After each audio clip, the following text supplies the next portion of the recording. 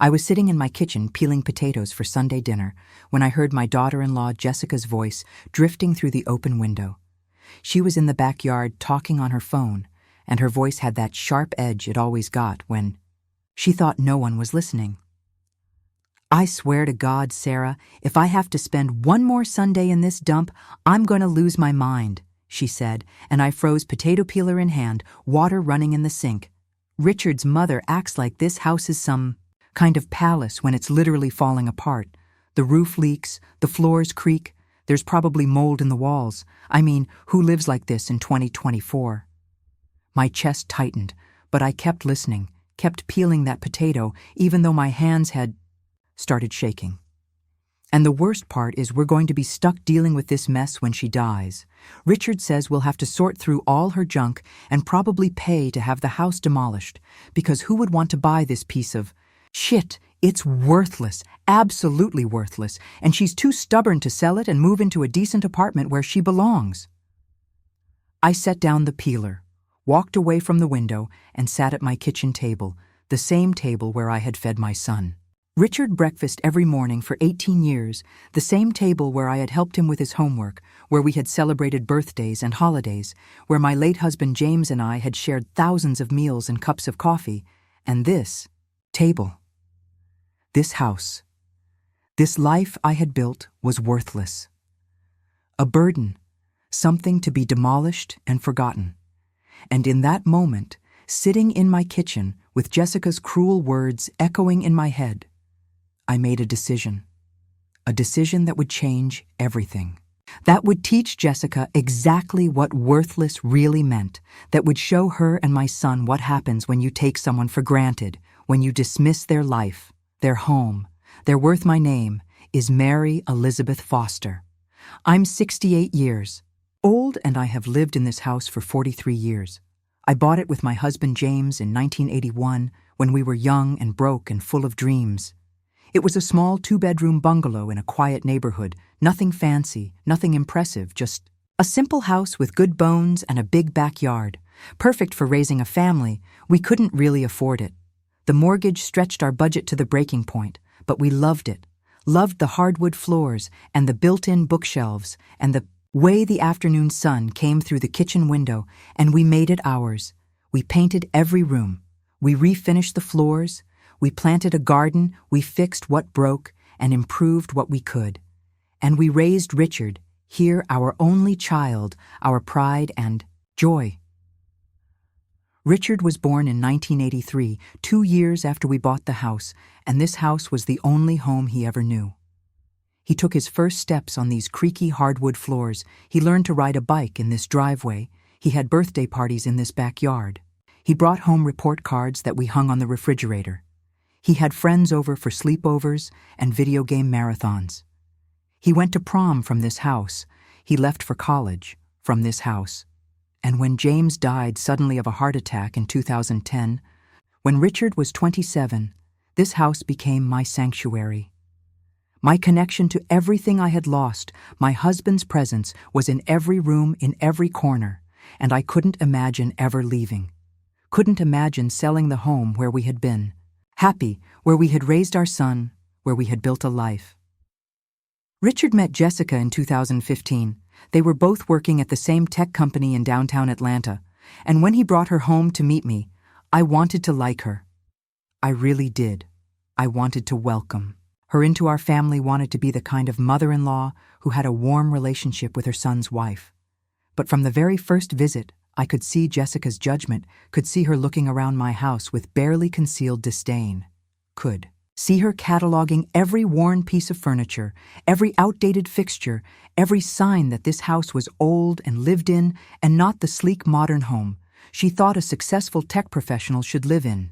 They got married in 2016 and I helped pay for the wedding.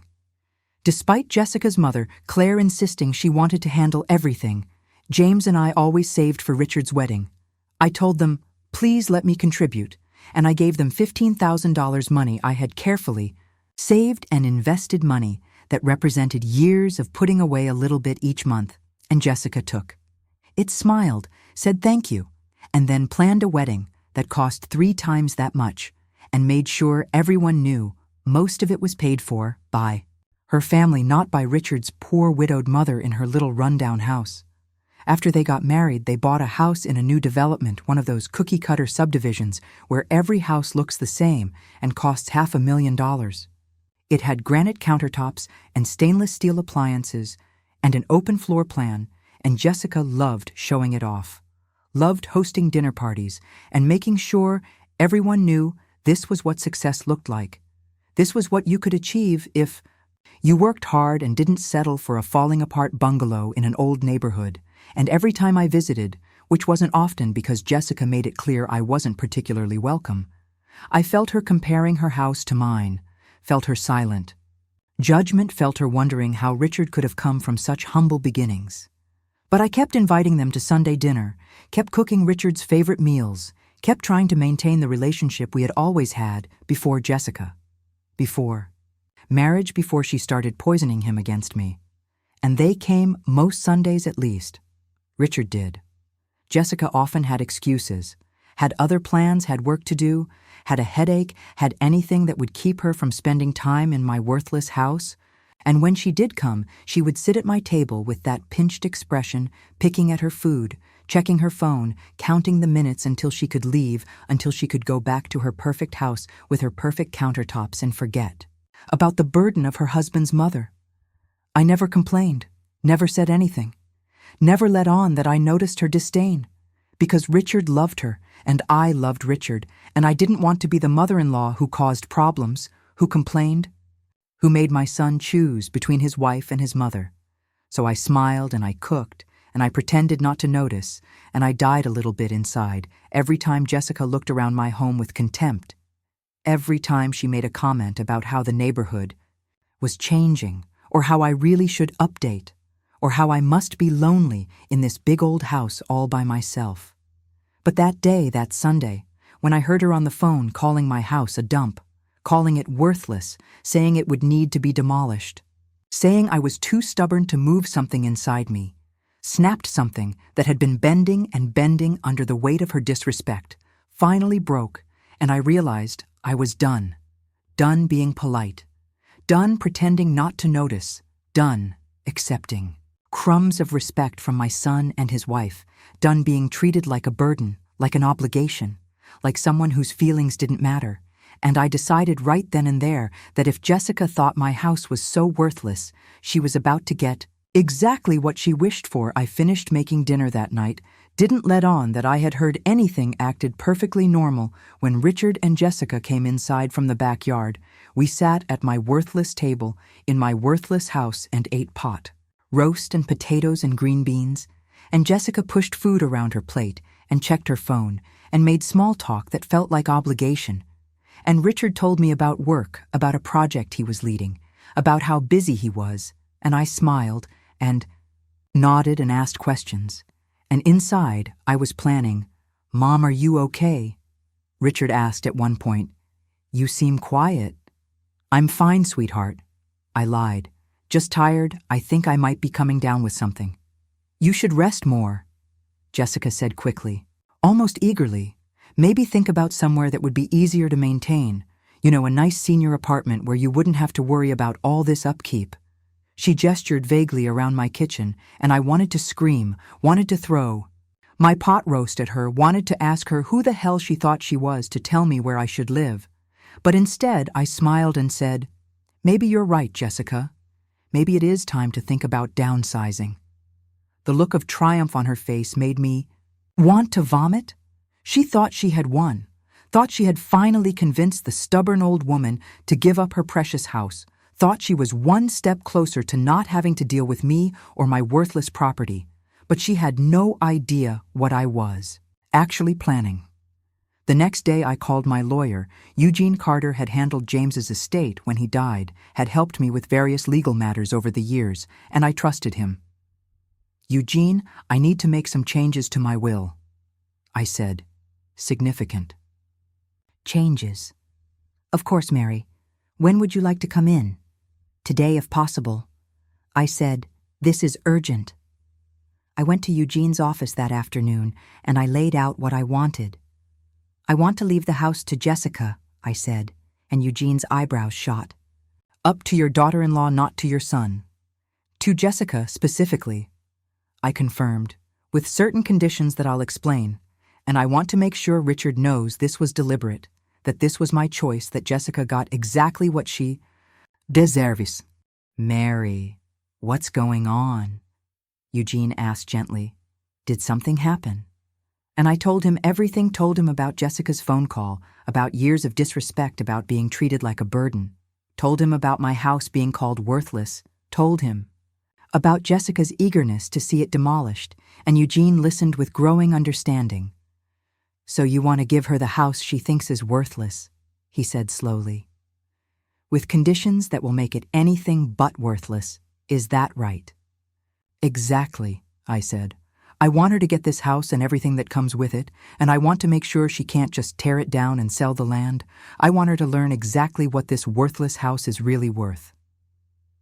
I can do that, Eugene said with a small smile. Let's make this ironclad. We spent the next 3 hours drafting my new will. Eugene was thorough, asking questions, making sure every detail was perfect, making sure there were no loopholes, no ways for Jessica to get around. What I was planning, and when we were done, when I had signed and witnessed and notarized the new will, I felt lighter, felt like I had taken back some power, felt like I was finally standing up for myself. Mary, Eugene said as I was leaving, I have to ask, are you sure about this? Once you've passed away, this will cannot be changed, cannot be undone? Are you absolutely certain this is what you want? I've never been more certain of anything in my life, I told him. Jessica wanted this house. She thought it was worthless. Well, she's going to get it, and she's going to find out exactly what worthless really means. I didn't tell Richard or Jessica about the will, didn't hint at what I had done, just went on with my life, went to church, went to my book club, kept inviting them to Sunday dinner, and they kept coming, and Jessica kept making her little comments, kept suggesting I downsize, kept looking around my house like it personally offended her, and I smiled and nodded and agreed that, yes, maybe it was time to think about moving, and the whole time I knew what was coming, knew what she would inherit, knew she was going to learn a lesson she would never forget. But I also did something else. I started documenting everything. Started keeping a journal of every comment Jessica made, every dismissive remark, every sign of disrespect. I wrote down dates and times and exact quotes, and I kept this journal in a safe place, knowing that one day Richard would need to read it, would need to understand why I did what I did, would need to see that this wasn't spite. This was justice. 6 months after I changed my will, I started having health problems. Nothing serious at first, just fatigue, some chest pain, some shortness of breath. I went to my doctor, and she ran tests, and the tests led to more tests, and eventually a diagnosis: congestive heart failure.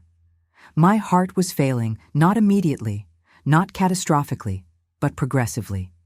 And my doctor said with treatment, with medication, with lifestyle changes, I might have a few years, maybe 5 or 6, but my heart had sustained damage, probably from years of high blood pressure and stress and age, and there was no reversing it. Should I tell my family? I asked. Should I prepare them? That's up to you, Mary. My doctor said, some people prefer to keep this kind of diagnosis private until it becomes more serious. Others want their family to know right away so they can spend quality time together, what feels right to you. And I thought about it. Thought about telling Richard. Thought about the fact that he would tell Jessica. Thought about her pretending to care, while secretly calculating how long she would have to wait until she could demolish my worthless house. I'll wait. I said I'll tell them when the time is right. I didn't tell them I kept going to Sunday dinners, kept cooking and cleaning and maintaining my house, kept taking my medication and managing my symptoms, and I lived my life, and I watched. I watched as Jessica continued to treat me like a burden. Watched as Richard became more and more absorbed in his work and his marriage, and less attentive to his mother. Watched as the Sunday dinners became less frequent, became every other week, then once a month, then only on holidays. And I noted it all, noted how I was becoming less important, less relevant, less visible, and I understood this was how it was going to be. This was the relationship I had with my son, now filtered through Jessica's disdain, colored by her contempt, shaped by her desire to minimize my presence in their lives, and I accepted it. Accepted that I had lost my son, not to death, but to marriage to a woman who saw me as an obstacle rather than a person. And I made my peace with it, because I knew what was coming. 2 years after my diagnosis, 3 years after I had changed my will, I got very sick. My heart was failing faster than the doctors had predicted. I ended up in the hospital on oxygen, struggling to breathe, knowing my time was running out. Richard came to the hospital, came every day, sat by my bedside, held my hand, and I could see the guilt in his eyes, the recognition that he had been neglecting me, that he had let Jessica's attitude influence how he treated me. "Mom, I'm so sorry." He kept saying, "I should have been there more, should have visited more, should have been a better son." "You're here now," I told him. "That's what matters." Jessica came a few times, always with Richard, never alone, and she would sit in the corner of my hospital room on her phone, looking uncomfortable, looking like she wanted to be anywhere else, and I would look at her and think, just wait until you find out what I'm leaving you. Just wait until you discover what worthless really means. I died on a Tuesday morning. It was peaceful. I was ready. I had lived a good life, had loved and been loved, had raised a son, had built a home. And if the end of that life had been lonely, had been marked by rejection and disrespect, well, that was on them, not on me. I had done my best, had loved as hard as I could, and if it wasn't enough, if I wasn't enough, that said more about them than it did about me. My funeral was small. Richard planned it with Jessica's help, and it was a nice service, nothing fancy, just what I had requested in my pre-planning documents. I had taken care of all of that, months ago, had paid for everything, had written my own obituary, had selected the readings, and the music I had controlled every detail, because I knew Jessica would try to make it about her, would try to show off, would try to prove she had been a devoted daughter-in-law, and I wasn't giving her that opportunity. Eugene read my will a week after the funeral. Richard and Jessica sat in his office, and Eugene went through the document item by item. I had left some money to my church, some to my favorite charities, some personal items to friends. But the bulk of my estate, the house and everything, in it was left to Jessica. The room went silent. "I'm sorry, what?" Jessica said. "The house is mine, not Richard's, mine specifically." "That's correct." Eugene said. "Mary was very specific about this. She left the house at 247 Maple Street and all of its contents to Jessica Foster with certain conditions that must be met."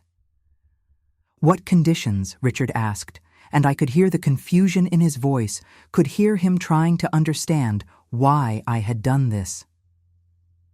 "The primary condition," Eugene said, "is that Jessica must live in the house for a minimum of 5 years. She must make it her primary residence. She cannot rent it out. She cannot sell it. She cannot demolish it. She must maintain it and live in it for 5 full years before she can do anything else with the property." "That's insane," Jessica said. "I'm not living in that dump for 5 years. That house is falling apart. It's worthless." "Actually," Eugene said, pulling out another document, "it's not worthless at all. Mary had the house appraised 6 months ago, and it's currently valued at $850,000. The silence in the room was deafening. "I'm sorry, what?" Jessica said again. $850,000, Eugene repeated. "The house is in an area that has undergone significant gentrification. In recent years, the neighborhood has become very desirable. Property values have increased dramatically, and this house specifically, because it's a well-maintained original bungalow on a large lot, is considered highly valuable." But it's falling apart," Jessica stammered.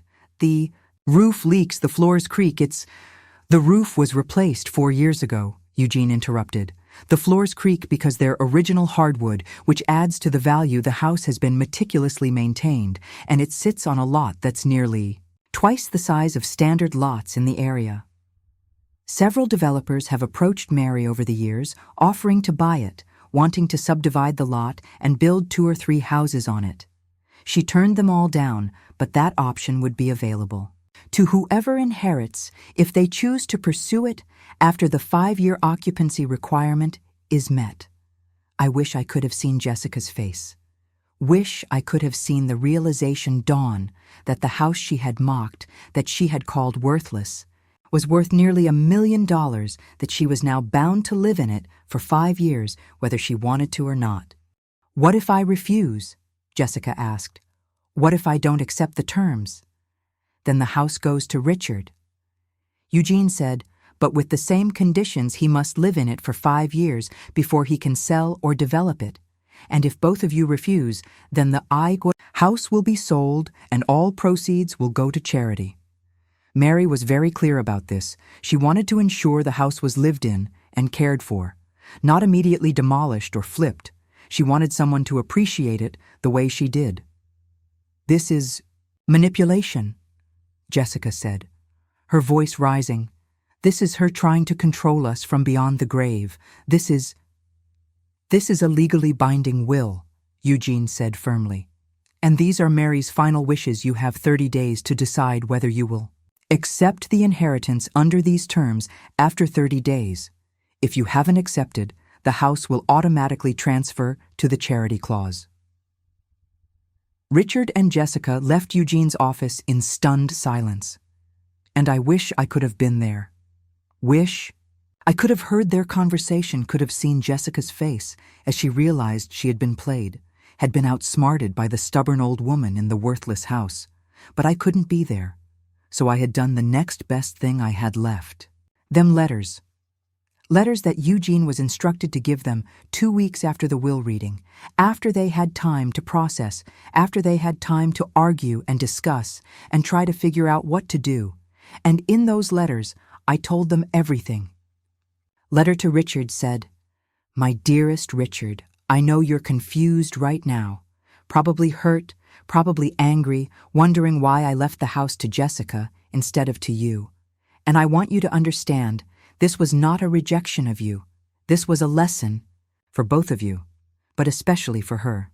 You see, son, I heard what Jessica said about me about my house. I heard her call it worthless, heard her say it would need to be demolished, heard her call me a burden, heard her complain about having to spend time with me in my dump of a house. And it broke my heart, not because of the house, but because you let her. You let her disrespect me.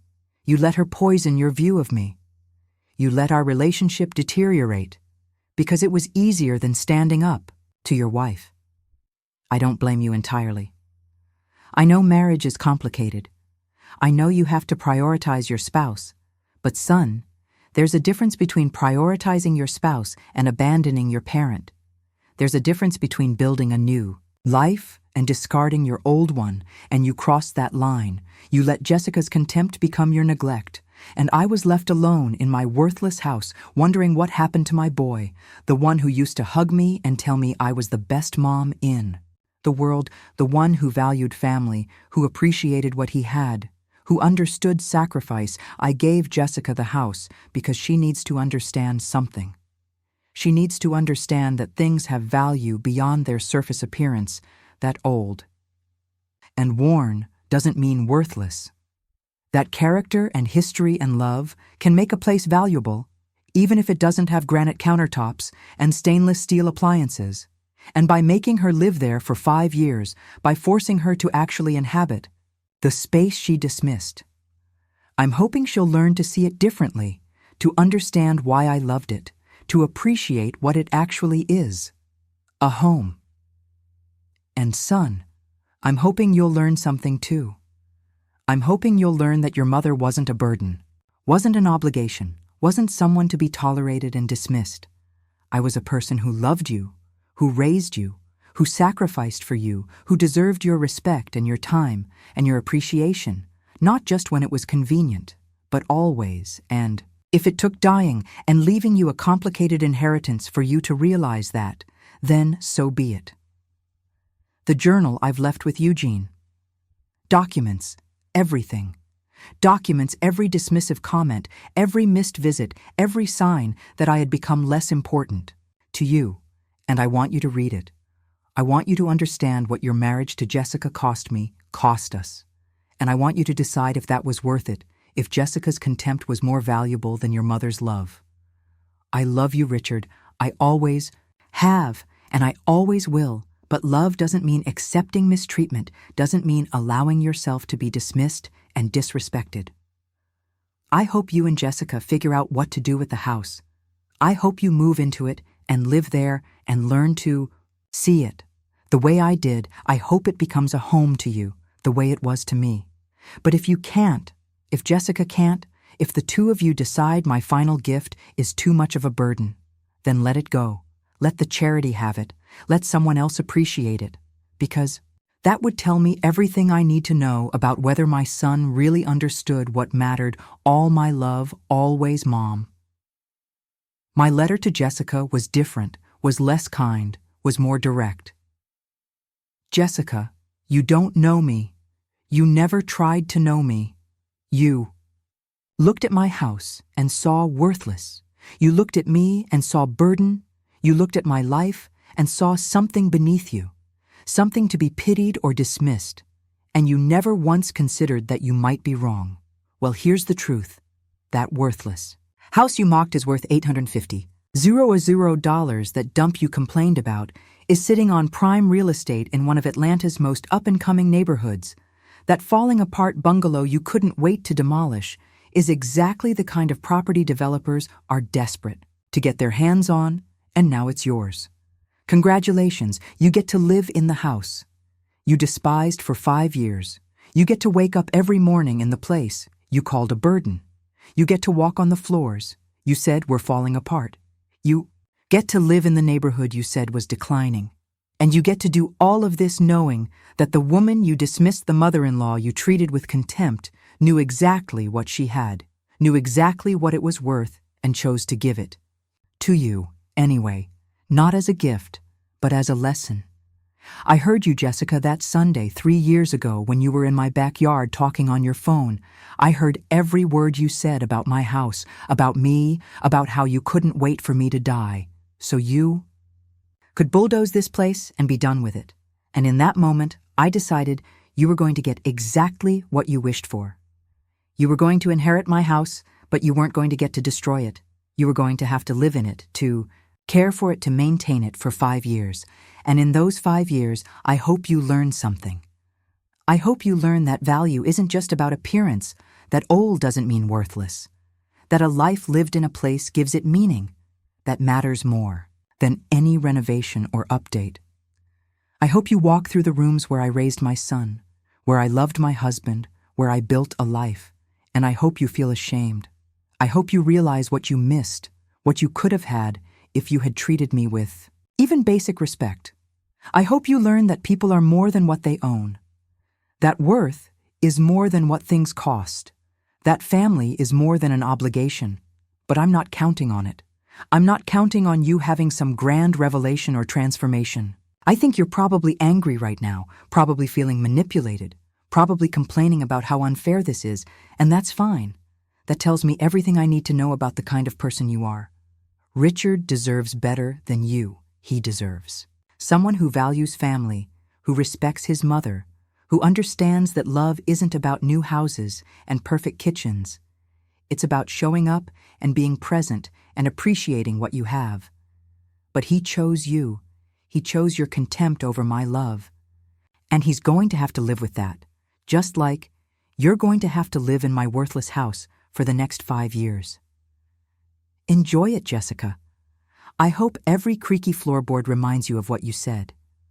I hope every morning you wake up there, you remember calling it a dump. I hope you spend 5 years learning exactly what worthless means, and I hope at the end of those 5 years, when you finally have the option to sell or develop, you remember the woman who gave it to you. Remember that I knew what I had, knew what it was worth, and gave it to you anyway. Not because I liked you, Not because you deserved it, but because you needed to learn, and this was the only way I could teach you, from Mary. Eugene gave them the letters, and Richard called him the next day. My mother really heard all of that. Richard asked, "Everything Jessica said? According to the journal she kept, yes." Eugene said, "And the journal is extensive. Richard, it details years of behavior patterns of disrespect. Patterns of you choosing to go along with that disrespect rather than standing up for your mother." "Can I read the journal?" Mary left instructions that you could read it after you make your decision about the house. She wanted you to make that decision without the weight of knowing all the details, and then she wanted you to have the full picture. Richard was quiet for a long time. Eugene was my mother, happy at the end. Was she at peace? She was at peace with her decision, Eugene said. Carefully, whether she was happy, I think you'll have to answer that for yourself after you read the journal.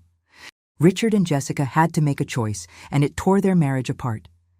Jessica wanted to refuse the inheritance, wanted to walk away, wanted nothing to do with my worthless house. But Richard couldn't let it go, couldn't let the house go to charity, couldn't accept that his final connection to his mother would be giving up her last gift. "We're moving in," Richard told Jessica. "We're accepting the terms, and we're living in that house for 5 years." "You're joking," Jessica said. "That house is beneath us. We have a beautiful home. Why would we downgrade to your mother's dump?" "Because it's not a dump," Richard said. "Because it was my childhood home. Because my mother left it to us, and because it's worth $850. $0 because maybe she was right, and we were wrong." "I'm not living there," Jessica said. "I'm not spending 5 years in that house. I won't do it." "Then we're getting divorced," Richard said, and the words hung in the air between them. "What?" Jessica said. "You heard me." Richard said, "If you won't honor my mother's final wishes, if you can't see that this is important, then we're getting divorced because I'm finally seeing what my mother saw. I'm finally understanding what she was trying to tell me." They fought about it for weeks, but Richard wouldn't budge, wouldn't compromise, and finally Jessica agreed, not because she wanted to, not because she had learned anything, but because she couldn't walk away from an $850. $0 asset, couldn't let that money go, even if it meant 5 years of misery. They sold their new house in the subdivision, put their things in storage, and moved into my bungalow into the house. Jessica had called worthless, and I wish I could have been there, wish I could have seen her face when she walked through the door as the owner, not as the reluctant visitor, but as someone who was going to live there, who was stuck there for 5 years.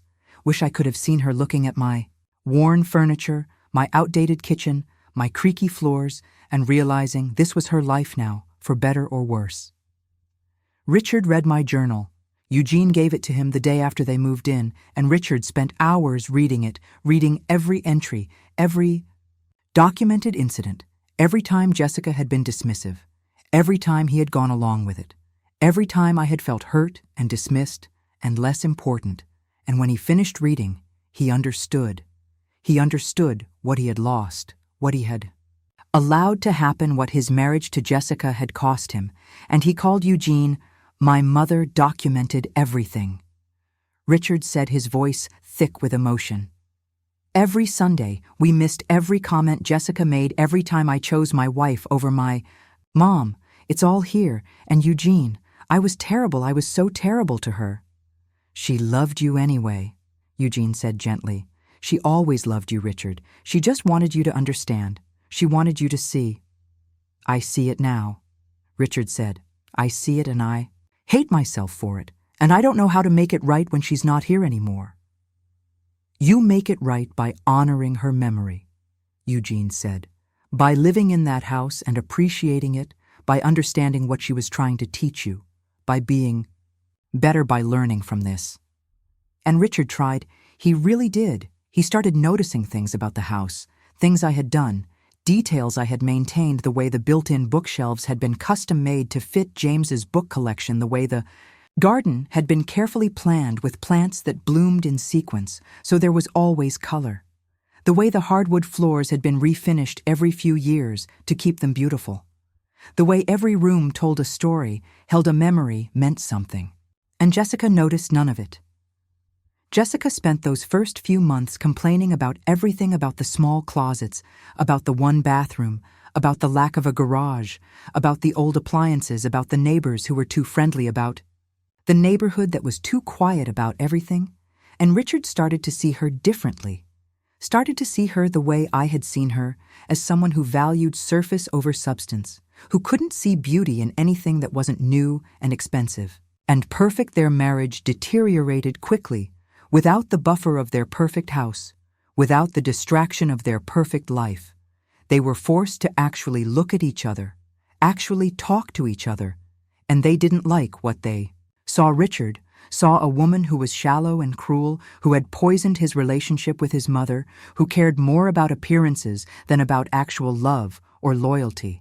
And Jessica saw a man who was finally standing up to her, who wasn't just going along with her preferences, who was choosing his dead mother's wishes over his living wife's desires. And 6 months after they moved into my house, Jessica moved out, moved back to her parents' house, filed for divorce, told Richard she had been miserable for months, told him she couldn't live in that dump anymore, told him she wanted her half of the house's value, wanted to cash out, wanted to be done. You can't have half. Richard told her, the house was left to you, not to us, not to our marriage. But to you specifically, and the terms state you have to live there for 5 years. You lasted 6 months, so the house reverts to me and you get nothing. That's not fair, Jessica said. Fair. Richard repeated, you want to talk about fair, was it? Fair. How you treated my mother. Was it fair? How you dismissed her and disrespected her and made me complicit in that. Was it fair that she spent the last years of her life feeling like a burden to her only child? Fair doesn't exist. Jessica, you made your choice. Now live with the consequences. The divorce was finalized quickly. No kids, no significant shared assets, since the house was mine, not community property. Jessica walked away with her car, her clothes, her jewelry, and the knowledge that she had given up on an $850,000 asset because she couldn't stand to live in it for 5 years, because her pride and her contempt were more important than financial security. And Richard stayed. Richard lived in my house alone for the first time, really looking at it, really appreciating it, and he started finding things I had left for him. Photo albums tucked into closets, home videos stored in boxes in the attic, letters I had written to him over the years, every birthday, every Christmas, letters telling him how proud I was, how much I loved him, how I hoped he would always know how special he was. And he read them and watched them and looked at the pictures, and he cried. He cried for what he had lost, for the years he had wasted, for the relationship with his mother that he had allowed to deteriorate, for the fact that he couldn't apologize, couldn't make it right, couldn't go back and do it differently. He also found something else. He found plans, detailed plans I had drawn up for renovating the house. There were architectural drawings, contractor estimates, material lists, everything needed to turn my modest bungalow into a stunning modern home while maintaining its original character and charm. And there was a note attached, Richard, if you're reading this, then you've chosen to stay in the house for the full 5 years. Or Jessica has left, and the house is now yours. And I want you to know that this house has always had potential, has always been more than what it appeared. This is what it could be, this is what it was always meant to be. But I didn't do these renovations because I didn't need them. I was happy with the house as it was, but you might want something different, might want to make it your own. And if you do, here's how. You can do it. Here's how you can honor the past while building something new. I've left $200. Easy or zero, in a separate account, specifically for this purpose. Money you can use to renovate, to improve, to make this house into whatever you want it to be. The only condition is that you preserve the original character, that you maintain the things that make it special. The hardwood floors, the built-in bookshelves, the wraparound porch, the garden, these things matter. Richard, these things tell our story, and I want that story preserved even as you add your own chapter. All my love, Mom. Richard found. The bank account found the money, found the plans, and he understood this was my final gift. Not just the house, but the opportunity to transform it to make it his own, while still honoring what it had been, and he did it. He spent the next year carefully renovating. He hired contractors who specialized in historic homes. He followed my plans, adding modern amenities while preserving original details. He refinished the hardwood floors, restored the built-in bookshelves, updated the kitchen and bathroom, added a master suite above the garage, converted the attic into a home office. And when it was done, when the renovations were complete, the house was stunning. It was featured in Atlanta Home Magazine, the article titled, "Honoring the Past While Embracing." The Future a Son's Tribute to His Mother. And in that article, Richard told our story, told about inheriting the house, told about the conditions, told about Jessica leaving, told about finding my plans and my money and my letter, and he said something that made me wish I could have been there to hear it. My mother called this house worthless in her final letter to my ex-wife, Richard said. But she didn't mean the house was actually without value. She meant that we had failed to see its value, had failed to appreciate, it had failed to understand. That worth isn't just about money or appearance. It's about meaning, about history, about love. My mother lived in this house for 43 years. She raised me here, loved my father, here built a life here, and I dismissed, that I let my wife dismiss, that because we were focused on the wrong things, on new and expensive and impressive, instead of on meaningful and valuable and irreplaceable. This house was never worthless. It was priceless. And it took losing my mother for me to understand that. The article brought people to the house, brought potential buyers and developers offering Richard enormous sums of money. One developer offered $1. $2 million for the property, wanted to tear down the house, subdivide the lot, build 3 modern homes, and Richard could have taken it, could have sold, could have walked away with more money than he knew what to do with.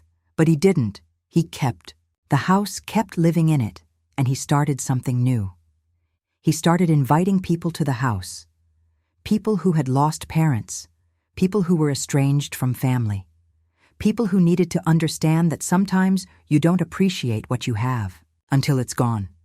He turned my house into a gathering place, a place where people could share their stories, their regrets, their lessons learned. And he told them our story, told them about Jessica's contempt, told them about my will, told them about the letter and the journal and the renovations, and he told them what he had learned. My mother's final act was to teach me a lesson. Richard would say, she taught me that worth isn't about appearance, that value isn't about money, that relationships require effort and appreciation and respect. She taught me that by giving me something I didn't deserve, by forcing me to live in the place I had dismissed, by making me face what I had lost. And she was right.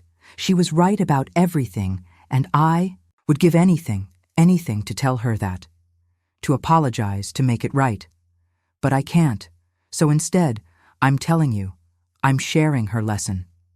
I'm hoping that maybe my story will help you appreciate what you have while you still have it. Will help you see value where you've been seeing burden, will help you understand that your parents, your family, your history, these things matter, and when they're gone, and all you have left is regret and a house full of memories. Richard lived in the house for the full 5 years as the will required, and during those 5 years he changed, he became softer, more thoughtful, more aware of what mattered. He started volunteering at senior centers, spending time with elderly people who had been abandoned by their families. He started a foundation in my name, the Mary Foster Foundation for Family Reconciliation, that helped families repair broken relationships, that provided counseling and mediation and support for people trying to bridge gaps with their parents or children. He poured the profits from his work into this foundation, dedicated his time and energy to making sure other people didn't make the same mistakes he had. And when the 5 years were up, when he finally had the option to sell the house if he wanted to, he didn't. He stayed. He stayed because the house had become home, had become his connection to me, had become the place where he felt closest to the mother he had lost, the mother he had taken for granted, the mother he would never stop missing. Jessica tried to come back about 3 years after the divorce she had gone through, a series of bad relationships, had struggled financially, had realized what she had walked away from. "Richard, I made a mistake," she said when she showed up at the house, at my house, at the place she had once called worthless. "I see that now. I see what your mother was trying to teach me, and I'm sorry. I'm so sorry for everything. Can we try again?" "No," Richard said simply. "We can't." "But I've changed," Jessica said. "I understand now. I see the value in this house. I see what your mother meant." "You see the dollar value," Richard corrected. "You see that this house is worth over $1 million now after the renovations. You see an asset, not a home, not a memory, not a testament to my mother's love. And that's the difference. That's what you'll never understand. My mother didn't leave you this house to teach you about real estate values. She left it to teach you about human values, about respect and appreciation and gratitude, and you failed that test. You failed it so completely that you couldn't even last 6 months. That's not fair," Jessica said again, and Richard laughed a bitter laugh. "You keep saying that. Keep claiming things aren't fair, but Jessica, life isn't fair. My mother working 3 jobs to raise me alone after my father died wasn't fair. My mother spending her last years feeling like a burden to her only child wasn't fair. My mother dying, without hearing me apologize, without knowing I finally understood, wasn't fair. You living in this house for 5 years, which is what you would have had to do to keep it. That would have been fair. You walking away with nothing after 6 months. Because you couldn't handle living in a place you considered beneath you. That's fair. That's justice. That's consequences. I loved you," Jessica said desperately. "I still love you." "No, you didn't," Richard said. "You loved what I represented, the successful husband, the nice income, the status. You loved the idea of me, but you never loved me. Because if you had loved me, you would have treated my mother better. You would have seen that hurting her hurt me. You would have understood that family matters, that respect matters, that some things are more important than granite countertops and open floor plans." Jessica left, and Richard never saw her again, and he didn't regret it, didn't mourn what they had lost, because he finally understood that what they had wasn't real, wasn't built on anything solid, wasn't worth preserving. He had a successful career, had friends, had a life, and he had my house, had my memory, had my lessons, and that was enough. That was more than enough. Richard met someone new. Eventually, a woman named Sarah, who worked as a therapist, who understood family dynamics, who appreciated the house immediately, who looked at the built-in bookshelves and the hardwood floors and the garden and said, "This is beautiful. This is a real home." And Richard knew his mother would have liked her, would have approved, would have welcomed her with open arms. And when Richard introduced Sarah to the house, gave her the full tour, told her the story, he also showed her my letters, showed her the journal, showed her everything.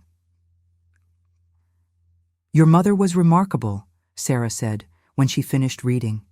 "She was hurt and dismissed, and she still found a way to teach you, to reach you, to make you understand that takes incredible strength, incredible love." "I know," Richard said. "I know, and I failed her, Sarah. I failed her for years, and I can't take that back, can't make it right." "No," Sarah agreed. "But you can honor her. You can live the lesson she taught you. You can be better. You can make sure her sacrifice, her final act of love, wasn't wasted. And Richard, you're doing that. You're doing exactly that."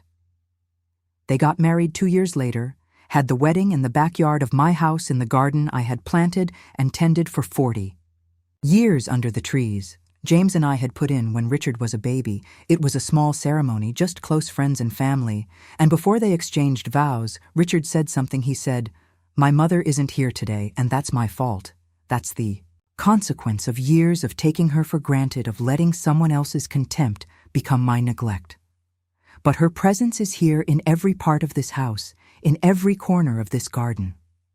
And I want everyone here to know that the woman I'm marrying today is someone my mother would have loved, someone who sees value where it actually exists, who appreciates history and character and meaning, who understands that a home isn't about how new it is or how expensive it is, but about the love that built it and the memories it holds."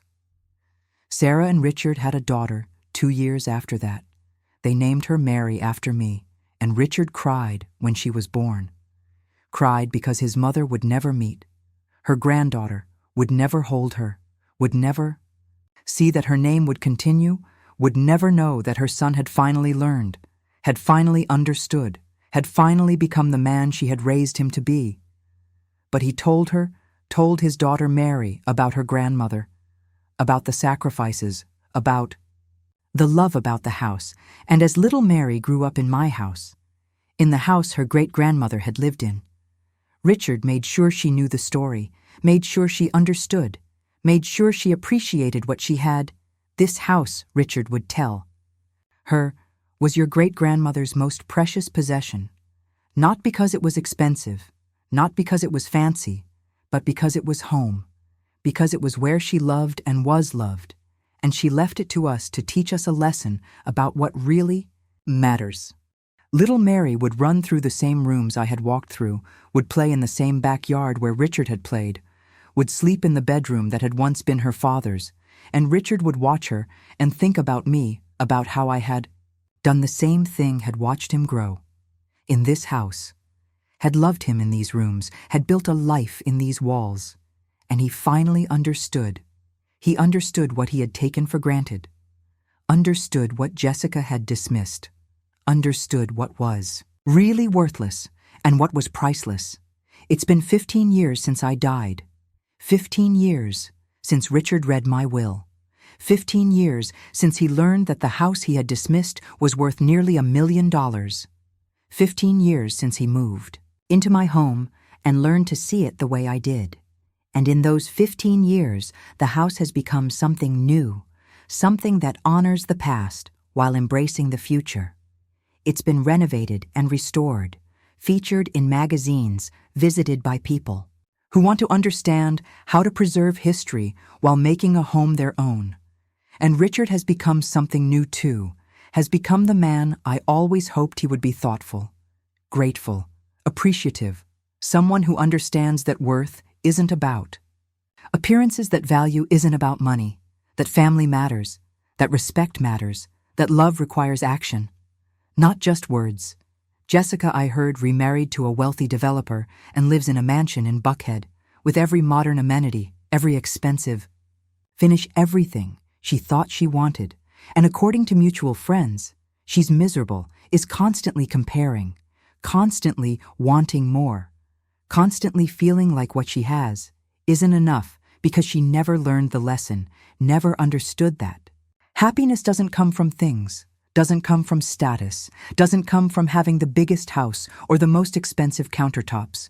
It comes from appreciating what you have, from finding value in what matters, from understanding that some things can't be bought or built or renovated, they can only be recognized and treasured. And she missed that opportunity, missed the chance to inherit not just a valuable house but a valuable lesson, and she'll spend the rest of her life not knowing what she lost. I've been gone for 15 years now, and I can't see what Richard has done. Can't meet his wife or his daughter, can't walk through the renovated house, can't know how the story ended. But if I could, if there was some way for me to see it, I would be proud. I would be so proud, because Richard learned the lesson I died trying to teach him. He learned that his mother wasn't a burden, that my house wasn't worthless, that some things have value that can't be measured in dollars or square footage or granite countertops. He learned that love requires respect, requires presence, requires appreciation. And he learned it too late to tell me, too late to apologize, too late to make our relationship right, but not too late to honor. My memory, not too late to live the lesson, not too late to make sure my final act, my final gift, my final teaching wasn't wasted, and maybe that's all any parent can hope for, that eventually, somehow their children will understand, will grow, will become the people they were meant to be, even if it takes loss, even if it takes heartbreak, even if it takes a will with complicated conditions and a house that had to be lived in to be understood. Maybe that's enough. Maybe knowing that Richard finally got it, finally saw what I was trying to show him. Maybe that's peace. Maybe that's justice. Maybe that's love. My name was Mary Elizabeth Foster. I lived in my house for 43 years. I raised my son there, loved my husband. There built a life there. And when I died, I left that house to my daughter-in-law, who had called it worthless, who had mocked it, who had seen it as a burden, and I did it not out of spite, not out of revenge, but out of love, love for my son, who needed to learn love for the foy. House that deserved to be appreciated, love for the lesson that needed to be taught, and 15 years later, that lesson was learned, that house was valued, and my son finally understood that his mother had never been a burden that her house had. Never been worthless, that some gifts come wrapped in conditions not to manipulate but to teach, and that sometimes the most loving thing a parent can do is let their child learn the hard way. So if you're watching this, if you have a parent whose house you think is outdated, whose life you think is simple, whose value you think is limited, look again, look closer, look at what they built, at what they sacrificed, at what they're offering you before. It's too late before they're gone, before all you have left is regret and a house full of memories. And if you're a parent watching this, if you have a child who takes you for granted, who dismisses your life, who sees you as a burden, know this: you have worth, you have value, you deserve respect. And it's okay to demand it. It's okay to set boundaries. It's okay to teach lessons, even hard ones, even ones that might hurt.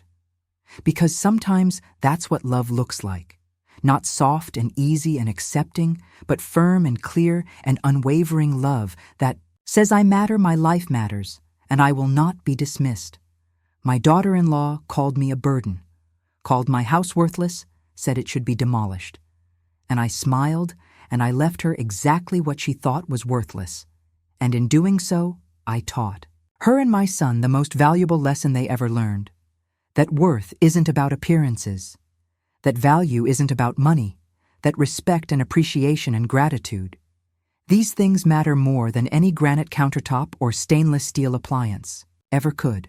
And if it took dying and leaving a complicated inheritance for them to learn that, then it was worth it. Every bit of it was worth it. Because some lessons can only be learned through loss, through consequences, through having to face what you dismissed and discovering it was priceless all along. Did this story resonate with you? Have you ever been called a burden by your own family? Have you ever had a home or possession that others mocked, but you knew was valuable? I want to hear your stories in the comments below, because this experience of being dismissed by the people who should love us most is so painful and so common. Have you ever left an inheritance with conditions to teach a lesson? Have you ever been the child who didn't appreciate what you had until it was too late? Share your experience, because someone watching this right now might be struggling with similar family dynamics, might be wondering if they should stand up for themselves, and your comment could be exactly what they need to hear. And if this video made you think about how you treat your parents or how your children treat you, please hit that like button. And subscribe to my channel for more real-life stories about family dynamics, inheritance drama, and the lessons we learn too late. There's a whole playlist of family stories on my channel. Click the video on your screen right now. Trust me, these stories will make you think twice about how you treat the people who love you. See you in the comments. And remember, call your parents, appreciate what they've given you, value the homes and lives they built, before all you have left is an inheritance and a lifetime of regret. The things we dismiss as worthless are often priceless. We just don't realize it until they're gone. Stay grateful out there. Everyone.